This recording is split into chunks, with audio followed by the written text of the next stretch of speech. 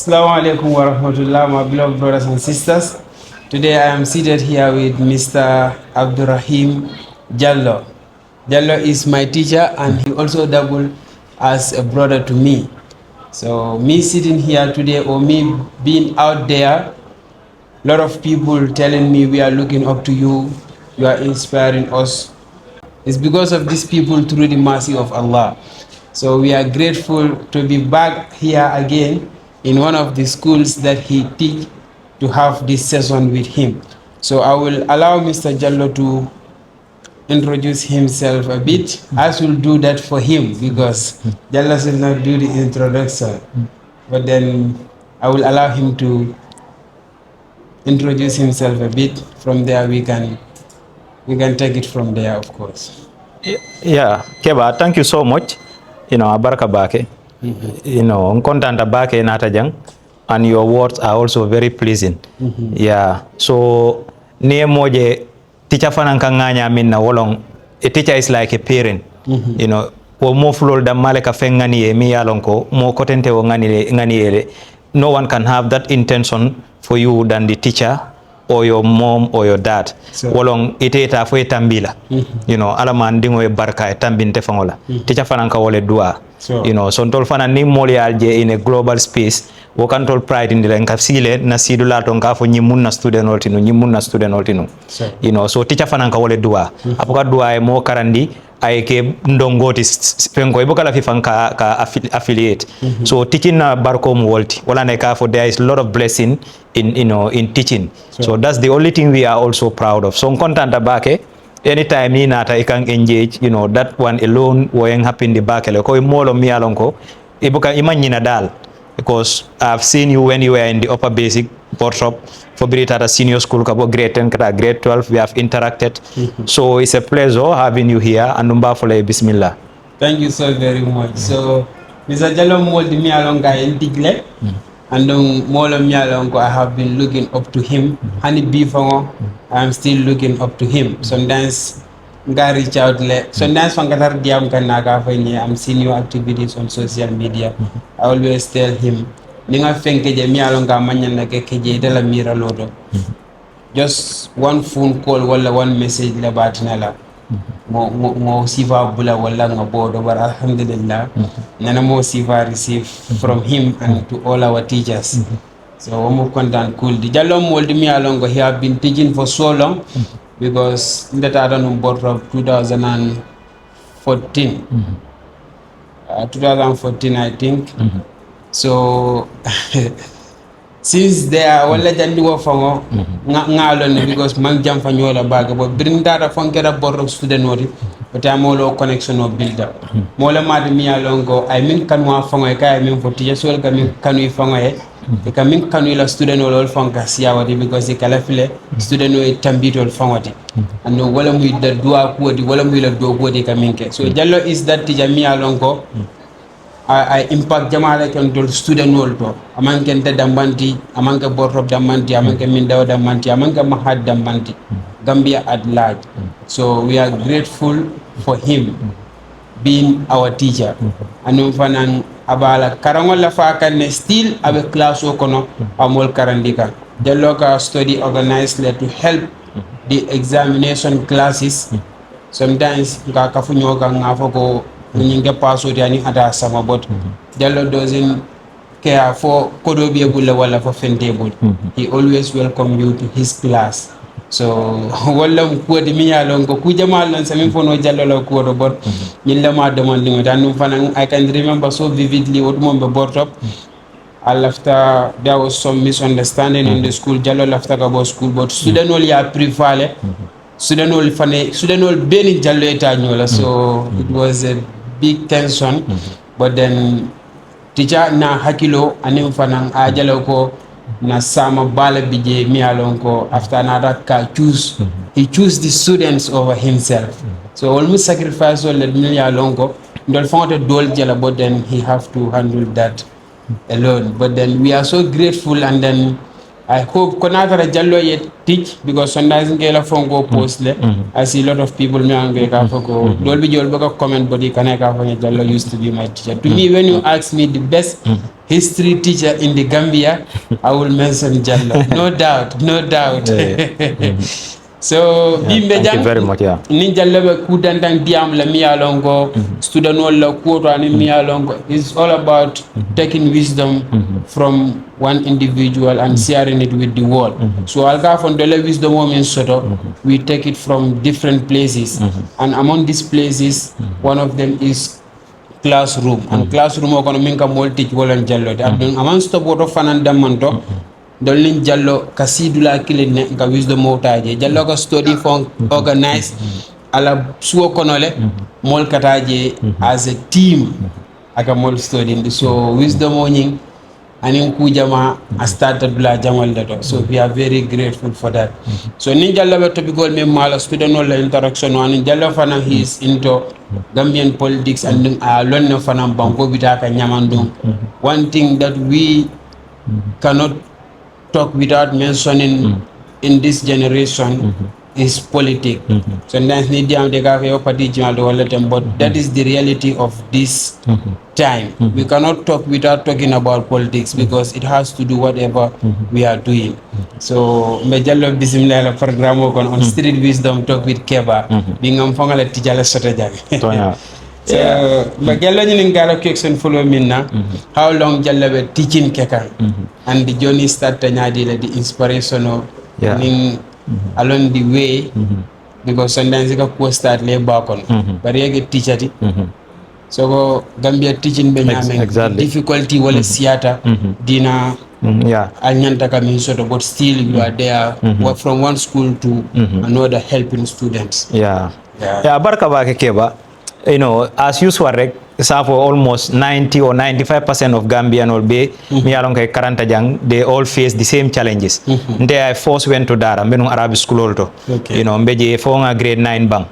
You know, after grade 9 ngam fama force pura in Samba English school and in a younger brother because from experience ntela that mang lafinung angale kang fenkola bake because most of my brothers will be able to drop out of the Brikama. What time of video club was very rampant in Brikama. So somewhere going to Jamisa do benum Brikama primary. You know, bantol nga force so ntata Jambur school 98. So nga school in start Walto. Then from there Nata Mindau. You know, I did my upper basic here and in a senior secondary school. So teaching mu fennete mi alon konte na laftala numbake even when I was a student. I remember being to grade 12. You know, na history teacher nying. Wo ala timetable obe dintela. Na man na school nte kan na nka bon na class nka ta la period ol be teach because then the principal madam ka afana yo understanding so la nu molo mi alon ko en appreciate numbakele. You know. So nga teaching start wole nyama. What time I was a student, our history teacher akala timetable ota akadinna. So because he was very comfortable that ndeka history was not going to be my problem. You know, so start akawa teaching fenke wole nyama for being a grade 12 bank. You know, nga college apply, college and shortlist. You know, nga UTG fana apply the same year fana UTG fana and shortlist. So but at the beginning, you know, I was trying to do both, but nga along the way abem batandila. So I'm focused UTG. You know, nga UTG fanang nata Botrop nga teaching start as an untrained teacher at Botrop 2012. You know, now teaching Botrop and in Mindau fanang nata yung employee at the library. So nga kodinyo min soto nung nga na UTG sponsor wala na undergraduate ndama scholarship soto. I was in the School of Arts and Sciences, major in English, be history minor kan. So nga scholarship nyini dawo da ma soto. So ngom fango ya nimbe sila janna time o wes abula you know nka kodindingo min soto. I remember there was a semester, you know, what time o UTG ka 13,500 lejo. This was 2011 kata. But there was a semester me yalonko 5,000 nga wole landino. So ntata account office. Luckily there is this guy me alonka bota farato jabe do ko lanu account office nganna ko explain ay you know fanan keta moti me alonko ay bala fa soto I understanding soto you know I am clear so nka wala ke every semester nka 7,000 8,000 nga try wala nyama fo nganna university ba atata num fang almost a whole year nga difa because man na payment soto bari bi alhamdulillah birin tata fo nga bang then I still continue teaching at Botrop and also Mindau. Yeah, alhamdulillah, teaching fanang is a great experience. Ni keta teachati akela scope of understanding anila hadamaya fanang aka aka dada bakele. So- Because it's like you are interacting with different types of people. Eka munta ko like ite you are a CIA. So- Any more bele ka interact, any more kendol, criminal all type. But you are able to manage human beings. Sure. No, ne hadama dingol manage no. It at everywhere in the society you will fit there. Sure. So this is one of the greatest experience ntole min current teaching field auto. So kabo 2012 ntebe teaching na first time be teaching. Alhamdulillah. Last semester UTGM offer some courses to lecture bring an master's bank. The history department will not recommend to retain me in the unit. So I started this semester. Min tambita sa exam wala be kere UTG. What of an alhamdulillah when I went there, the reception, student all the feedback has been very, very positive and when content back hade. So this is very inspiring. Yeah. Ke fangala university joy fangay dol bi je wole opportunity sodole scholarship sodo wala mo be bul mingela university jo but iman karama nyim banno Jallow sitting here today with his master's degree afangala la school fund that is something I must say I am very proud of. Yeah. So never njibe kan I think you should learn a lesson from Jallow's story. So Jallow teaching na because ngalon dol fangayalon han dol student dolal na go teaching is the most noble job in this world because ndol fangote kelo non dol mumindi foni moyen karandi fenna fo abe kele ba mal di fo abe kele fa mal di fo abe kele karam bundo teachalti so teaching mu do ko waldi miya lonko anon teacher momo be do ko wala man sakunda dawda wala be do ko wala dawda wala businessman wala dimu fengo fen e jarta classroom wala kon so classroom ko no milka lo mol nyaado wala teacher bar ñin teacher fana ya difficulty jamal la soto ila teaching space kono but then sometimes we only speak about it mutedly.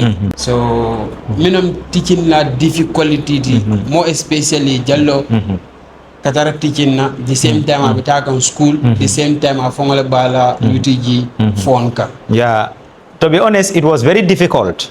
I remember, there was this white man, Dr. Stephen Ney, Canadian Olong. He was an associate professor at English unit. Anatam visit Bortrop. He once visited me at Bortrop. I because I'm not conditional on I was paying for myself. How do I manage 2 schools and UTG? I have no options. Not even to talk of where I come from. So this is the only thing I can do, to run around, and go to the university, so that maybe tomorrow opportunity se fintino nang woko na natana bicycle sanye I think this bicycle will help nkai of course, so that's the bicycle I was using ka bicycle pedal ka bojang kata mindau kata college UTG what time university la course is all be ka sort of college then imbota je fana bicycle pedal I think you remember that kanana Bortrop so nkanyi ne criss-cross because in life whatever you ebe fengo fenke correct eka munyale wo munyo kono leng ifana ka succeed ko I remember just these days funding Kebba dole benta dara hairu ako nyoko bari famo ke tante ngamere tatale I wole fonyen kay ko no manta mbejida because nyine ka ke funding ke la hamoti it's simple ni alamanta makuo sonendie inite be min kono wo mutabulu sobe ala rek ala be elevate la wodon that's what I believe. So I started my education here nene manta makata studies la abroad and ni ala fana mala nyini ngata PhD la banta ni nga opportunity soto jamba ke la jan ya soto dawo da min kumata ye karang because karango is like a reference for you ni tata fo ifata molle bina fo le dimbayale ko atol fa karantale wo drong maybe natara din jamale be bulu dantangol minu beje wol sela silo no mano so teaching nowadays also is not like before because nesa ne student ol jube bunya man siaje e kam wol karandi fay buke respect you understand andum fanang society fama buke respect ni mu teachati fama mol kala fi jutulela ni tata hani musu nyino la fama ye fama introduce ko ite mu teachati aka koler fe manta muso fa ita sotala because the first thing if they ask you ite kamuneke ko mu teachalti jutune aka start wolto andum fo mol se teaching ke bini aje lonnal sotata mol le karandi you understand they learn from Prophet Ibrahim fo kana do the last person mi yalon ko abe dunia kono right now abe mu karangolti. People have to learn. So for model se taraje wol se karandiroke. You know, but jan teaching jutune awara batale. Wala na birim vice president o tata National Assembly. Malon fo wo wichi wacha moy social media. Akafo nunko, you know, parliamentarian or teachers, there are teachers who are paid better than MPL. You know, almost Banco Bay felt that that is the biggest insult of the 21st century. You know, parliamentarian ol mi yalon ko kariwo ni min kata so kono is more than 200k. Tichote jam mi yalon ko woka 50,000 soto. Classroom teacher. Ha, no munto la yearly earning. Ni teacher 100,000 soto jang. That is your yearly earning. There are teachers mi yalon ko they are yearly earning, yearly budget. It all fanka min soto. O man hani 150,000 from si. Wo is like, you know, parliamentarian or la dress allowance, anala travel allowance, damma na yo combine, anala ala fuel coupon sol na yo kafu. Wo munto la yearly earning neti. So you don't do those type of comparison. Ni okerek eka dol nenne. You know, wala na mol jamali la, you know, they frown upon that statement. But luckily, the following day or 2 days after that statement, you know, I mol apologize. You know, tichol kala fi minna ni te ma ko la elevate, you know, kane doya defanang ibe min kono. Because doku kolem balong. Bintol ni minu graduate tanu. Not friends also to mi along ko de ibe ports. Not friends also to mi along ko ibe GRA. I have so many friends. Currently, yes. You know, even last year, many along graduate tajang. I have a student who graduated here last year, you know, was personal assistant to his father in, you know, Gambia Ports Authority. Very well salary disclosed. You know, I was not moved. And what to move la. You know, hani na salary mu 5,000 net. Baringalo neko teaching filo fanang. Corruption te teacher te corrupt la no malam fa understand mol ka amira ko teachol katara ko do mutakan dindingol bulletin ti understand you know so among easy it's very difficult but then you know ngala tentu fanam back you know because if fen soto adoyata nyawo nya barko katara jele ndol this is our foundation wolon hanatara na salary man sia bari salary nyim bayrum ka soton tarolla barko be tarajele and wo kono teachol fanan they are doing very well so Kebba yeah so teacher sol la Nimbata, Ning Atara Jallow is talking here representing the teachers because come yening ni kuyamin tandi anatara manke tijal fangoti wendol mo jama balla fango niyokuya pour ka fo parlement wol milbe parlement tija dol bije wala salary siyata wati ndede tija point la mi alon ko ba fal hanatara aga morning ning afternoon sip bele karandi hanatara nadi bijaga karandi maybe parliament la 1 month salary will be equivalent to the 6 month of a teacher. Yeah, Nico salary, let's say la salary munyineti, but then non coming for meetings, yes, this allowances, this fuel and everything. No near be combined monthly. I can tell you, HTC teacher la yearly earning neti. So that's the fact. So because I have my employment letter, you understand? Na force pay munu minti. I know what I'm talking. Ila yearly earning fango. Dol bijela yearly earning is not even up to 100,000. You know, wala na niye dol jojang. You know, ika balafa wolenne. Ni fintita jam fana itamata. Ini mol interacta nyim banko kang. Ita katu ala tentu la rek. Ika taraja nebe juturi be min soto kan jam fo finti fana ini dole interact yaje be life min kono. You understand? But then ntolla problem minti we don't have ntolla institutional, they are very weak. You understand? Our institutions are so weak that nga lual fana soto lual mi yalon ko they are not good. Wolentol still wolentol londi bedami yala nim banko e lual soto ay institutional soto hani muneketa o banko be balulale you know Senegal en tol daminna if you even take an Iran as a case study manam fane kalo ne banko nyanna institution soto la you know if you eliminate one another one emerge you eliminate this one another one emerge look at Senegal manam fa understand president wote kelano je dictator because they have strong institutions and there is also separation of powers you know parliamentary speaker, for instance, President Obuka will nominate. Deputy speaker in Senegal is not nominated. Madam, understand? Sure. Everyone who is appointed in a key position, you know, in the institutions must go through the National Assembly to be vetted and approved. Sure. So near strong institution soto, you know, Banco Bitala. But as far as Ntolmao soto, we will just be talking the same system long. So government samung mako like wala institution was a better no nyadi le mbatinal teaching filo fana yeke because it's already a noble job momo be dawde ke siso gulindi wala ka femfenge you pass through teachers yalon the issue is force they, we all know this. Niaje model man teaching filo bula. It's because of itatale fo ya decide ko they prefer to die in the teaching field than to even go to other field because muneng mol karandi. Dole lete karandi fo fana dol karandi. Malam fana bari ka jele government fango top government official ol. Ibuke dingol samba public schools. Ibota na mansa kolle. Yeah. Yalon jumale dingol be mansa kolle. You're very good. Mansa Koli was seen as a village school. Malam fana sane. Nite wuluta jamma fango. Nite mugambiano ti wuluta kabolla min ka jinang. You are seen as someone who is from the bush. Manam fana sane. So hani bring Mansa Koli emerge as one of the best school in the country. People were asking falla jalamban neka. Fanulan moy Jalambang sa they don't even know that there is a village called Jalambang. Ikafale lan moy Jalambang, then some will tell them Jalambang dekala mungi gana Brikama. School be fofula neka, school be private school la. Kuko mom is a very very genuine philanthropist le mati. Molo mi yalon ko man selfish. I kodo sota ala kodo invest. I teachol mi yalon ko they are of top standard. They have standard. Sorry. Ana manke kodi kendo tifang. But muneng I teachol bunyala I horma I respect ko dila and I teachol kalamuta. Malam fanda sana kata teachol ya katela musoli ya kela prolongo nyinin ka kata dindingol da la cordalto. So I Mansa Koli bill wala nyama. Nda fami en si Mansa Koli bi. Wala nyin dinna brodal dingola biji.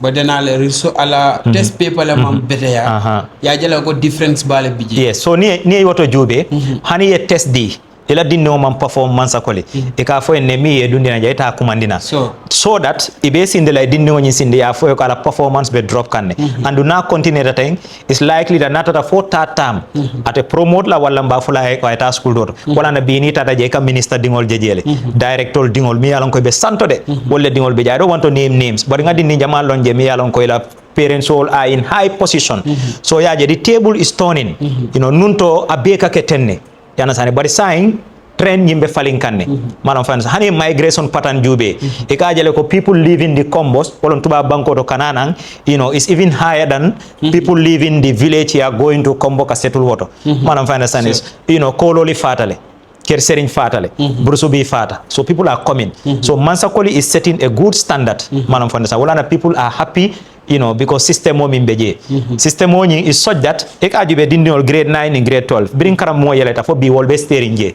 Ebe sabatering je. They are interacting with their books and teachers. The proprietor muki kata aka mol sambanam banta pur ka dindinol makoy. Katabiro keje. Ila kontongo simo. Everything comes from the school. So nyinong multimiyalong ko education value. Natara Mansa Kunda kanyi sifake. But nita da public schools jang. Ite moto jela jang. So Jallow, that brings this question to my mind. Because Nigo ko Mansa Kunda, minister, president of this, director of this, ning atara wale dingobe private school. But these same people wale are responsible for these public schools.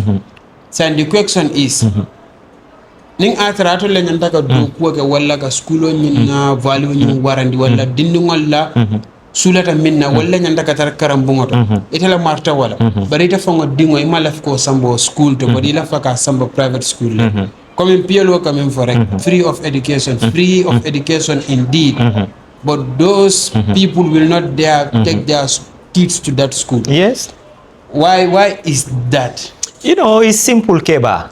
Yalonko, if you look at this, the educational policy, ye mola syllabus fango jube. Ekaje tol fonga yalon ko ni dingol samba public school, nyunte karanyala masotola. Yana so a Jaiteh dingol samba sibek, wala ye samba apple tree, manam fanda sa wala ye samba marina international, or they take them to Anne Marie Via or Mansa Koli, manam fanda sane. Ko yalon ko jang ndingo be graduate la jang abe kaiti kendo sotola, anu aketa nyawo nyabe replace la in the civil service. So nyinatina they give more priority to private. And ni ajibe for the past years, 5, 6, 7 years. Private school da maleka resol kendol bondejang. That is right. You understand? Hineneta ajela ko, government school o 9 is bondejang. Mana understand? Newsrat, ngalo ne newsrat ke la subvention also don through the Ahmadiyya Jamaat. Madam understand is of recent that newsrat ke ta government subvented school but then newsrat fa say mantara school dol dankan mana because quality nyimbe drop kam bakele because it falls on the government. Yeah, exactly. Birita da fay ke ta government subvented school oti rek quality ni start ka drop. You understand teacher buka jokendo teacher dun teacher Jamal bije wol ni buka jokendo soto karam mol min to rek e kaje kata private. So ni natina when you go to private school you find very good teachers. Mafo public school teacher kendol bijele. You understand ni tara ka teacher kendol so but then you cannot compare that with the private school. So ni neka ke difference thi. Yes. And also someone who is expected to stand in front of kids to teach them should be happy. Exactly. Ito stress no la walega kuma fomi exactly. Muna nan tol katara jang mbuka tara stress ring because ni dunta class.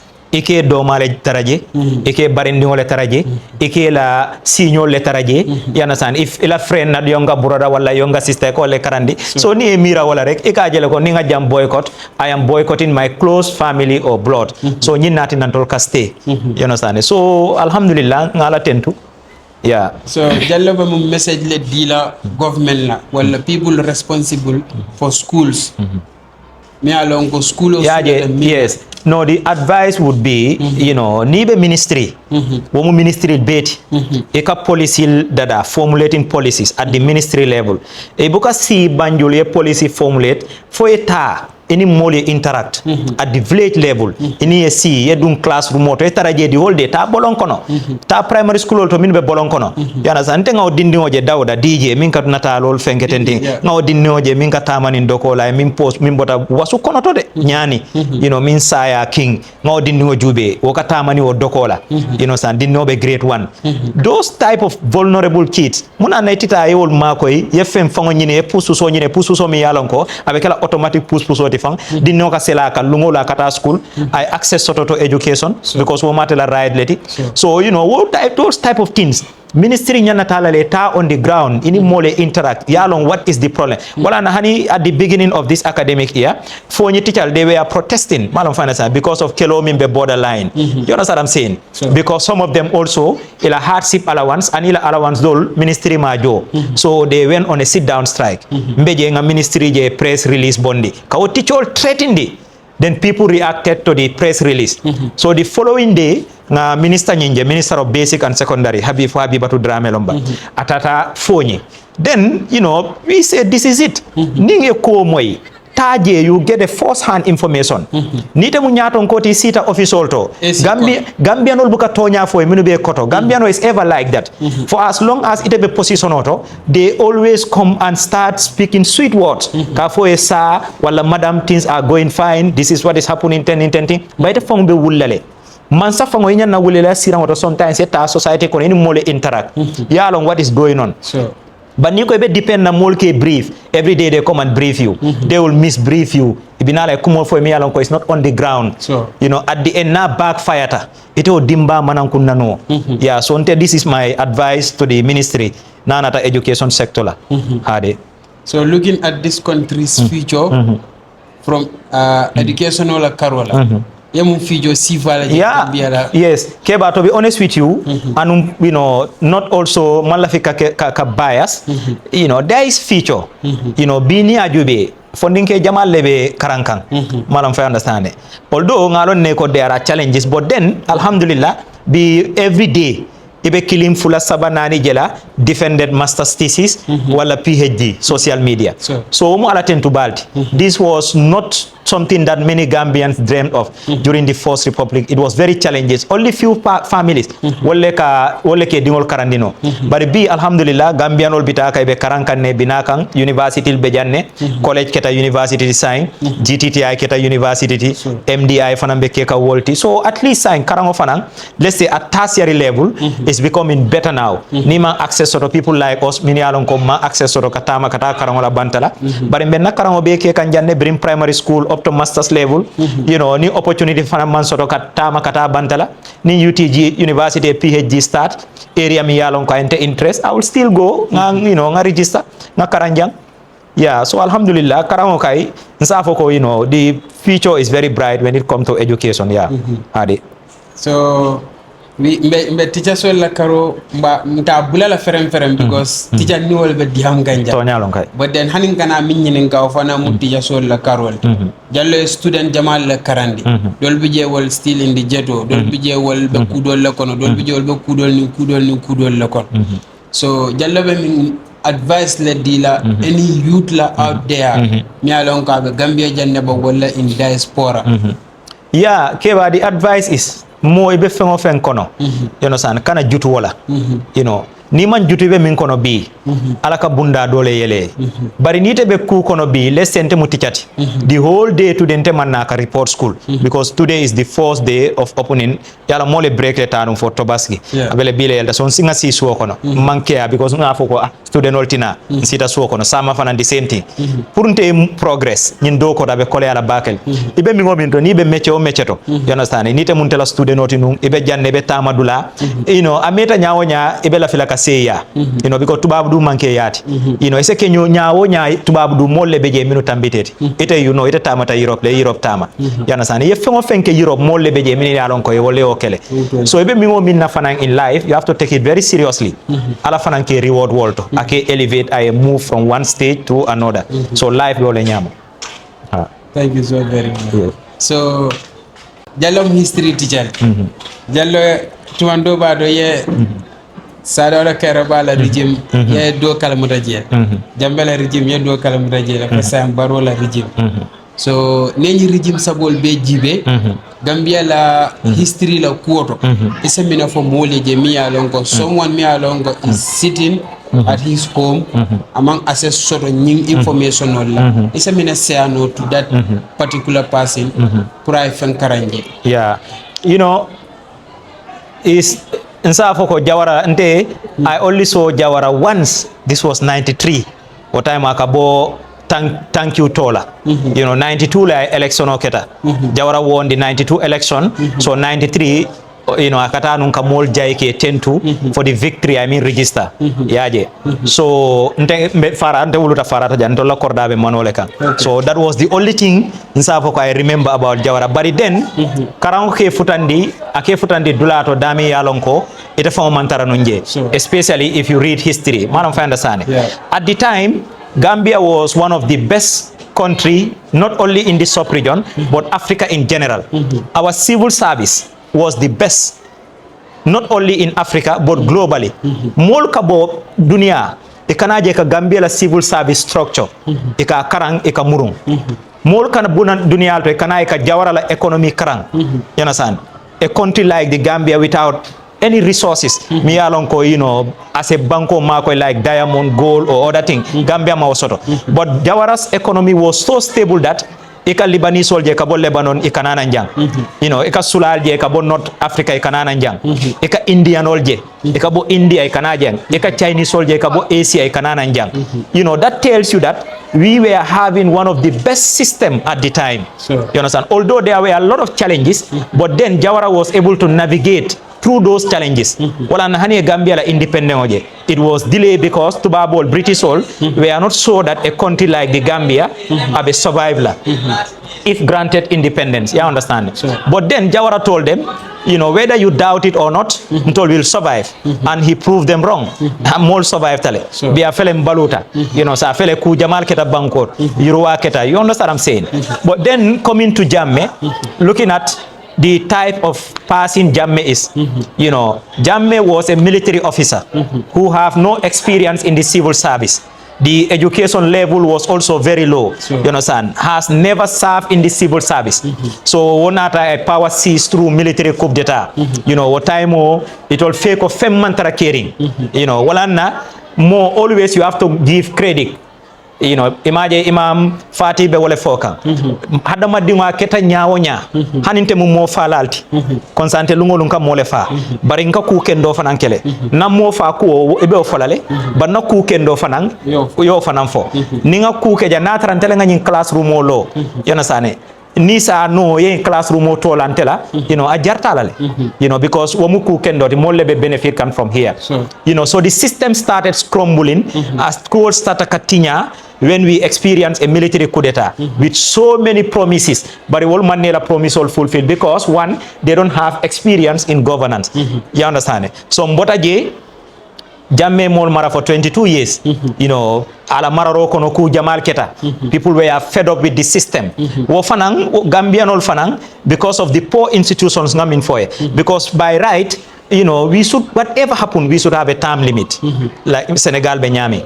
You know, Masa Manyana Marala Okela for 30 years, wala for 20 years, or for 15 years. You understand? You need at a certain level, you can step aside. And Unia Jube in Africa, or even in the world, many presidents who step aside after, you know, the end of their term, dunia faunata wol bunyale horma. You understand? So Jammela time oketa wolt. Molle nata a plus all grip mini alonko, they don't have experience in the civil service. You know, initially, you know, they started develop because in Italy with development agenda, silol data, kolketa. But along the way, they could not sustain some of their policies. Call starta katinya. 2016, everyone was more discouraged. Only a little percentage of the citizens feel like they were okay with Jammeh. Mole falindiroke with hopes that, you know, things will be better. You know, be lua be constitution kuto sotola. Lua kendol be sotola mini alonko institutional be falinna. But unfortunately, woman nake. Bimbe o batale kono. You understand? So that is the unfortunate part of it. Biri mole falindiroke 2016, nga falindiroke pour mole institutional reform.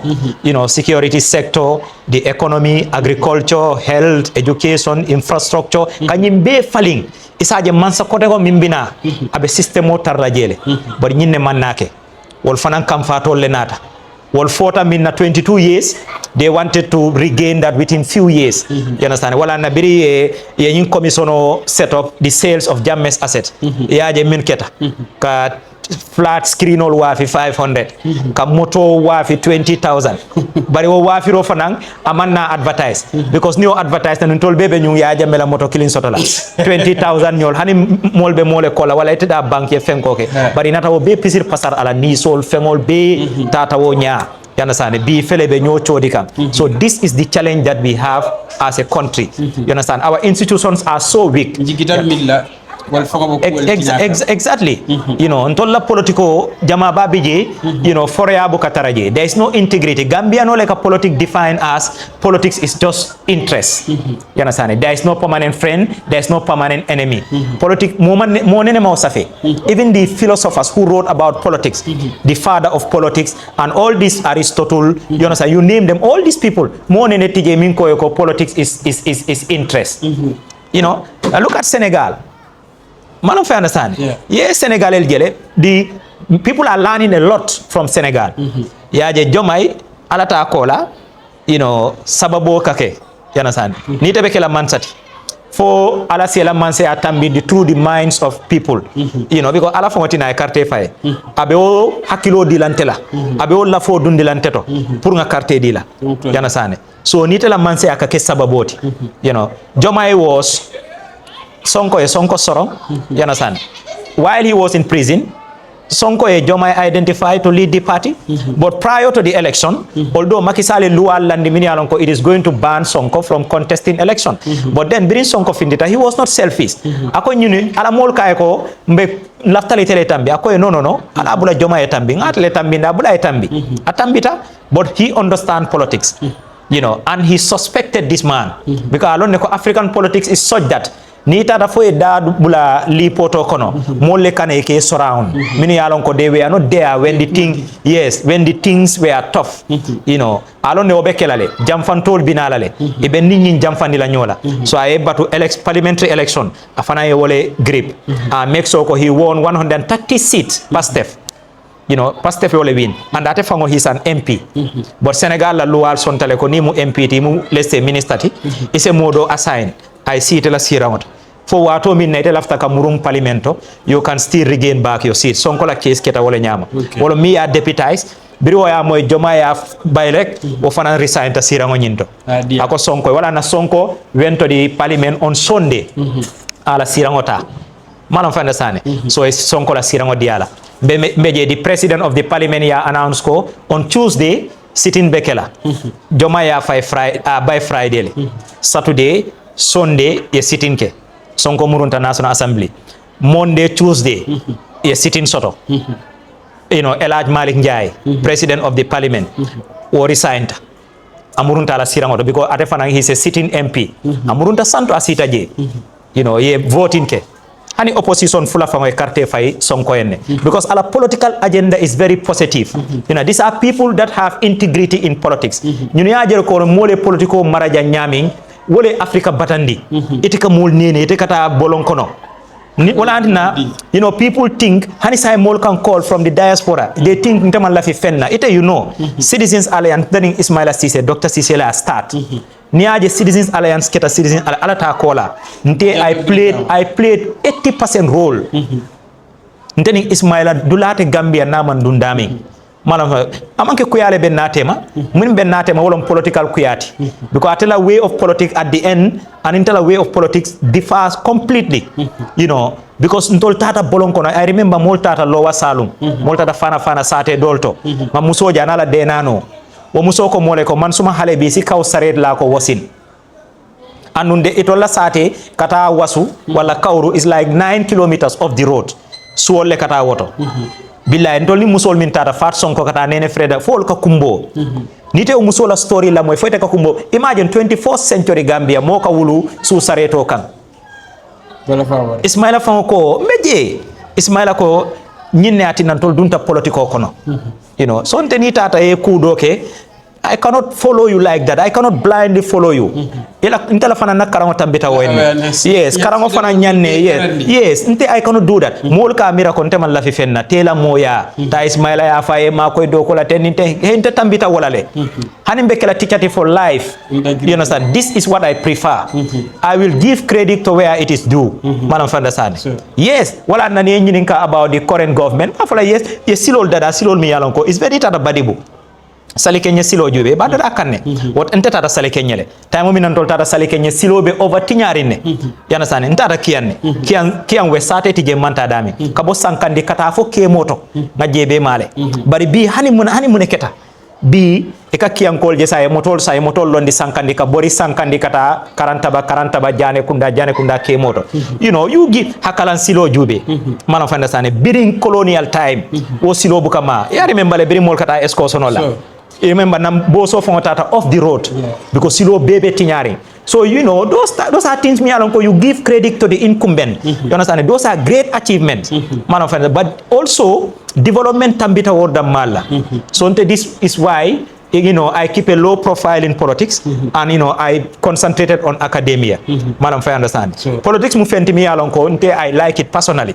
But then I cannot na integrity tala nga falling anything na. I rather stay like this. Ngatara luwaso la famfonga fa dan nata ngete nene ekarte fayne ntela life e bete ayte be nyame o tu nyama. Politics manke civil service.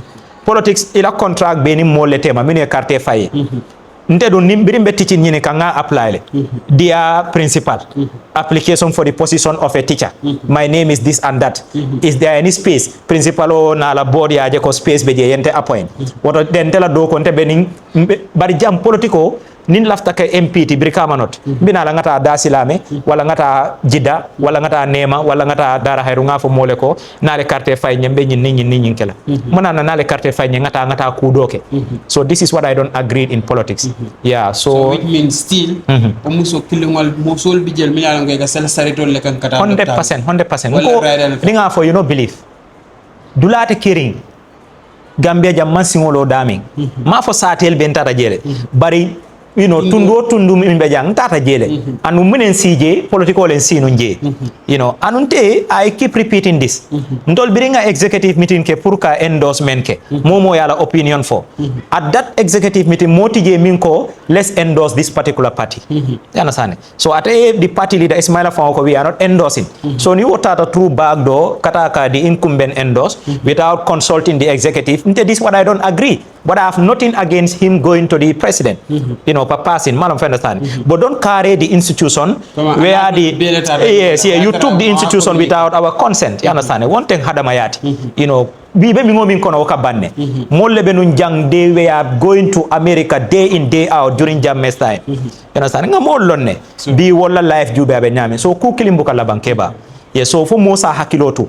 You know, wala na ka mo lalo ke ba nyol ka fo mansa kilim la jamano buka dunia bang. You understand? For do sina do nanang. So politics has nothing to do with, you know, interest. It is people who vote for you or voted for you. So therefore you must represent their interest. Ni one time what I tell integrity short. Yes, elas maring jay jube. Do you know that the Speaker of Senegalese National Assembly and the President receive the same salary? Senegal la system obe nyami, nim President Obotaje is the Speaker of the National Assembly, then the Prime Minister. So the Speaker is number 2. And the Speaker and the President Obela salary mu the same net. And this is almost, is in millions sefa. Deka wale soto. So woye ole bula. Ako nye ko nanang. Ntebe kukilim fole. Ni moli amira ko politics ma integrity soto. Ntebe nasira bula la Kebba ite si. Put dunia mole karang. And that's the lesson people learn from their political saga. Yes. So that is very interesting topic what we have just discussed here. So me jallo nyilingala minna because of I mean communicate jang for politiko yo kanule like wobela karandirol fonkona ni. Yeah, exactly. Nte ninga fo fantela thesis na master's thesis I na safe na thesis is almost I wrote on political history. Na thesis is on post election crisis and election petition. You know, kabo 1960 kana 1994 the political crisis minu keta Gambia jang minu yalon ko you know e mansong election wala ye petition o safe mo jelle fata you know protest jelle keta you know jawaraka election o winnu nyaadile muneka kenun tegan na research beke on that, you know, because I have interest in politics. So I did my research on post-election crisis and election petition dating back from 1960 kana 1994. Yeah. So Jallow ngajalo ko you were interested in politics. Another bifana you are interested in politics. But kunong kafole bije kafo mi alliance. Citizens Alliance. Citizens Alliance. Because a starting water and dolphin be bordo. Yeah. Ngajale ye energy mi mfango putworo. And it's saying ebe politiko kono nyame man killing. So for minati ne jam fata politiko la kuola demanding. Ngajale ko mbedo ko minna, you understand? And in politico, you know, nte active no like menu nyaming, you understand? But then everybody is a politician. Ni ko da mantara politiko kono. What ite you are the ite banko batandika. Whether da bije we da tije politician o lebine marala. So for say taraje directly or indirectly. Manam fa understand. Yes, so mol benin stage minto. But like a fintinun ko mbenu nyami, you understand? You know, I cannot do that because of the nature of my job. Manam fa understand. I am not affiliated to any political party. You know, so until I speak my mind in politics. You know, I do political analysis at Grand Bantaba at the time, but you know, for some time I stopped going there, you know, for reason best known to me. Malam I understand. So what be yeah. But politics kai for more tetrajerek. Yeah, exactly. Because ni wante bita mole kela in position ita form an agreement. But then you run the politics. Yes, runs you. It's as simple as that. So yeah.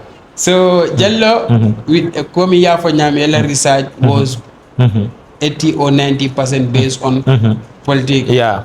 So Jallow kunun jibe anin bi this year end of this year be fonko election also. So Jallow be nim commune election aba analysis sifa nyaadi le dila la ni gamenol e si hakilo to no kuol minto. You know, Kebba, let me tell you this. Yalo nika isul follow ekaje molle be jamme yalon ko they have a research you understand on political opinions. Madam for understand Sepras be jele Gambia participate be jele Afrobarometer be jele different, you understand ning election ni Gambia participate, you know, yes Sepras nyola last publication or jube ning e coming for wala ning election be kala nun like sama the incumbent is going to win. Madam for understand the system is such that I incumbent in favor than the opposition because nientola opposition there are a lot of factions in the opposition, and once there are factions in the opposition that is a strength to the incumbent. Madam understand because ning opposition or siata ite ni la mol ite na mol mfana na la mol bakari na la mol. Madam understand then the incumbent will still hold on to ala support base. He's going to win. So wo research ni wala itandi. Madam understand.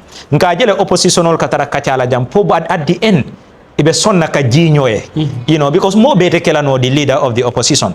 For dol se son ka jinyoe ye memorandum also mi alonko those memorandum will be binding. Min satinna if they win election, you know, kuole ke anyama kana ke 2016 keta nyami.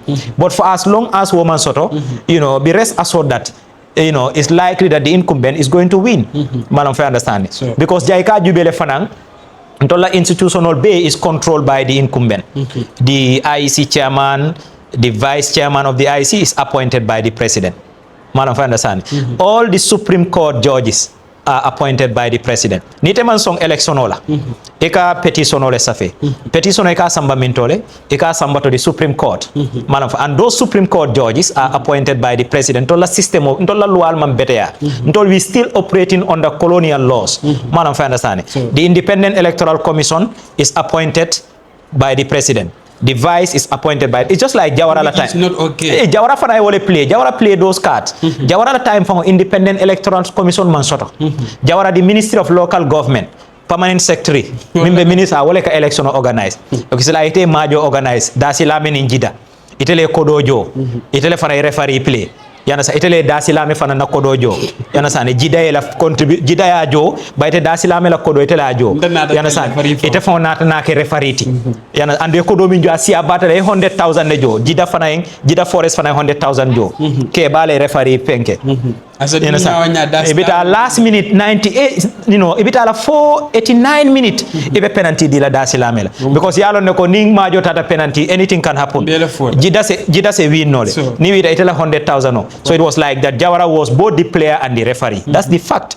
You understand? Yaja Menyole wole complain in 1994 that, you know, how is it possible that we don't have even an independent electoral commission?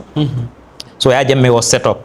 But after setting up the Independent Electoral Commission, Iman Lua Fanan Samba National Assembly, Mia Itandiko, the chairman and the vice chairman of the Independent Electoral Commission should be appointed or nominated by the National Assembly, should approve. So Bajela near Mo Jamal identified, they will go for scrutiny at the National Assembly. Iman some minna call or reject, then the system would have been better. But then the IGP, the CDS, the IEC chairman, Supreme Court, you understand, the Chief Justice, everything is appointed by the incumbent. And you have seen the supplementary voter fenko. Let me take this on record. Can I edit? Nina Ibajela, more than 1 million people will vote in this election. Yalo last election was 800 plus. This time you will hear more than 1 million people have voted in our election for the first time. Madam, I understand. And wofanang, ni nata parliamentary election after presidential, that number will reduce. Ni nata local government, it will also reduce. The reason for that is best known to the political actors and the system that is in place. But then nyinebekela. So that's the issue here. Yeah, I feel like coming Mbasirim board of like classroom work on Jallow is giving me lessons.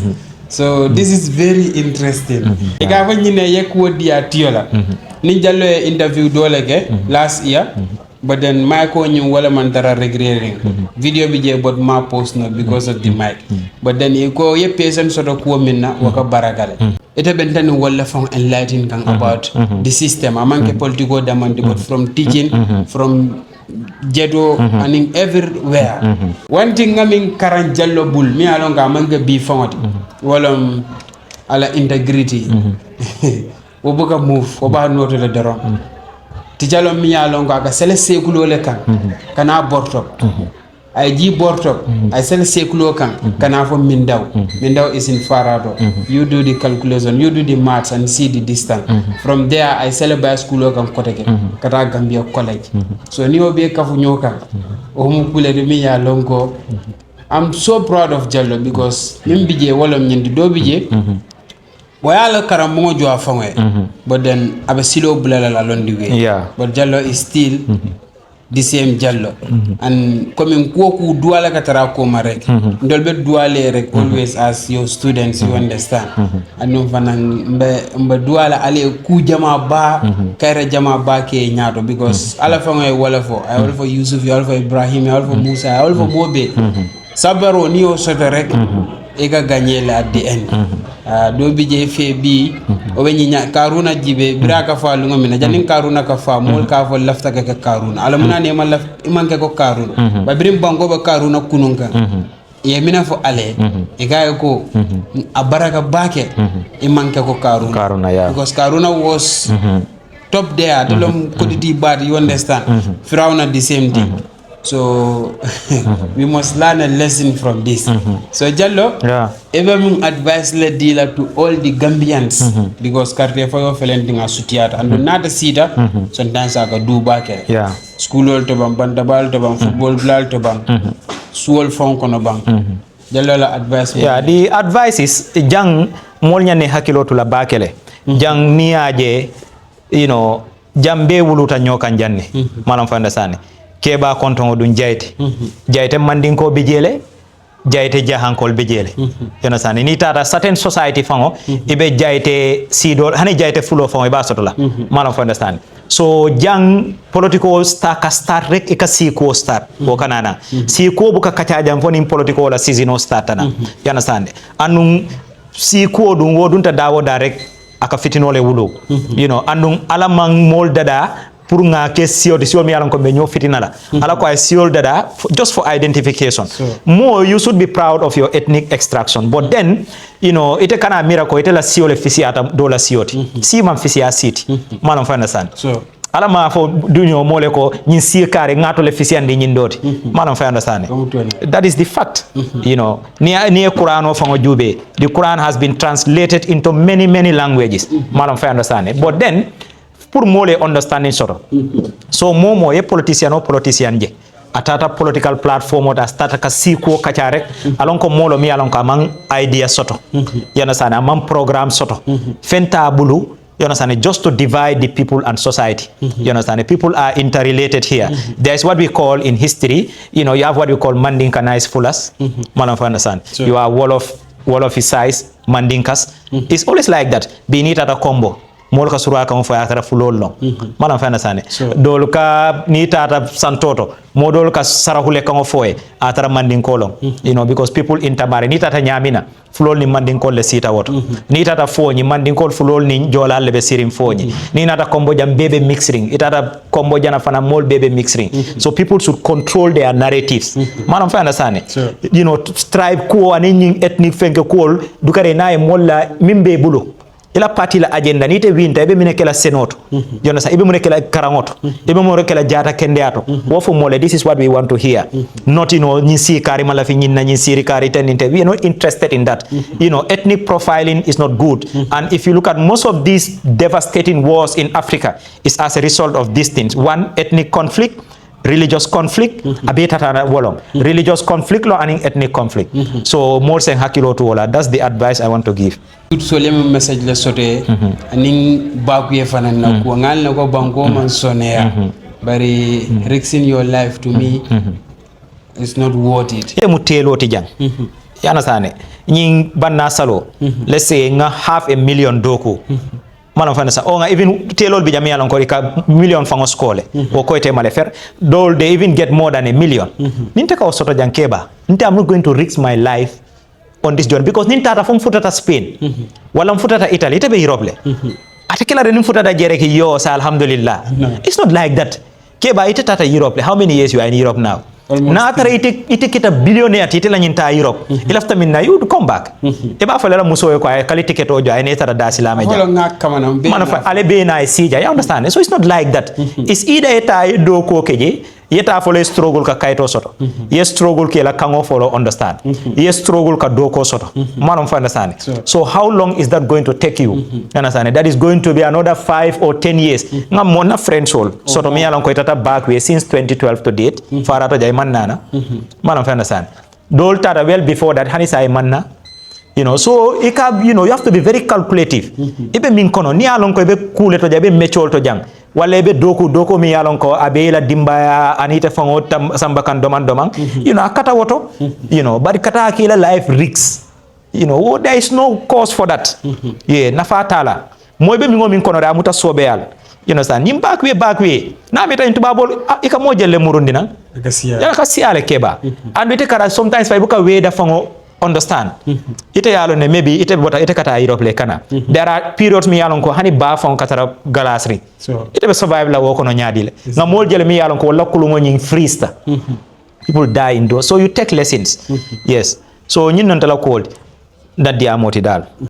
So guys, on Street Wisdom Talk with Kebba, be Kebba Murta classroom all kono. So nga fale na we have all walk of life on this platform. It doesn't matter ika minake, you understand. So bim furaram famala teacher le mami alonko the same classroom kasinu ndamen kan karandi nata Murta na wolto because molle bambuli kan jibe ka fo nka 1 or 2 learn from you. So coming ndol mujita rangol direct nga bi fankaso min kono sometimes ka futa walma if ane wisdom ta wal bul direct waga ke kulde mi alongo akan sulale. So Jallow kay Jallow Brikama student dol kay ziar seven student dol kay ko ka tol bele fo Ibrahim yeah but tol siata but Jallow mo kilim nete yes student ni nga wale momo ye Jallow long about the same thing na fole. So Jallow la student wol I'll comment jang ngal jibe how many of you adallam Jallow student node and then let's see what is going to be the next move. Kwadi thank you so very much Mr. Jallow. Yeah barka ba Kebba thank you so much.